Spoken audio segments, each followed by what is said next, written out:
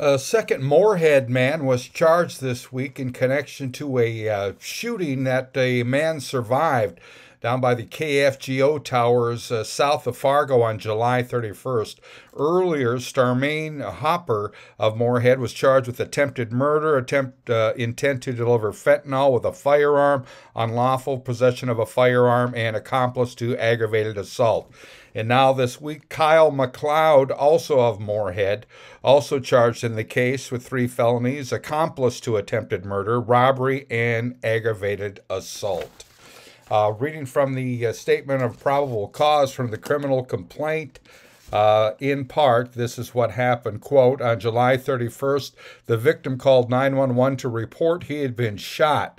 His location was determined to be in the area of 12230 South University, which would be here. The detective met with the victim at Sanford Hospital in Fargo.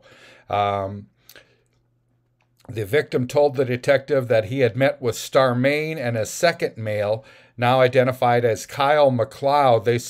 They met at Perkins on July 31st and went to drive around to locate Oxys. The victim gave $300 to $400 to Starmaine for the pills, and Starmaine put that money in his right front pocket. Starmaine said he could buy some pills from someone in Oxbow, which is south of Fargo. They left and traveled to rural Fargo, which ended up being in the direction of the towers here. The victim said he did not feel like the intention was to get the pills. He felt Starmaine and Kyle were planning to rob him. Starmaine turned onto a gravel road and parked near this area. Starmaine took a gun out from near his driver's seat and handed it to Kyle. Kyle pointed the gun at the victim and the victim noticed the gun had a green laser on it.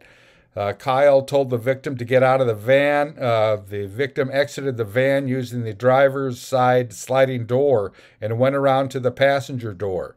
Kyle opened the passenger door and ordered the victim to get out, which he did. Kyle then ordered him to empty his pockets, which he did. Kyle was still in possession of the gun at this time while he was giving orders to the victim.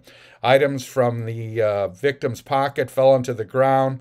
Kyle fired a warning shot into the ground near the victim's feet. They moved to the back of the van, and Kyle handed the gun back to Starmaine. At one point, the victim was told to walk into a field. He refused and instead tried to get back in the van for safety. Starmaine shot the victim at that time. The victim had 2 bullet wounds, one on his stomach and one on his lower area of his right buttocks. It's believed that this is an entry and exit wound from the same bullet. The victim got into the van and an altercation occurred between the 3 of them. The victim was hit in the face with a gun, which caused a large cut on his lip that required stitches. He also lost a tooth as a result of the assault to his face. The victim was not sure which male hit him in the face with a gun. The victim was forced out of the van at gunpoint by Kyle and was left in a rural area here after being shot. The victim said he thought he was going to die, and had he not had his cell phone, he would have not been able to call for help. The victim had walked from the scene of the shooting to an abandoned building. Down the road, he left a blood trail from the shooting scene to the building. That was from the statement of probable cause. The victim was then airlifted to a Fargo hospital and survived, and these 2 men now charged. I'm Neil Carlson reporting for iNewZ.TV.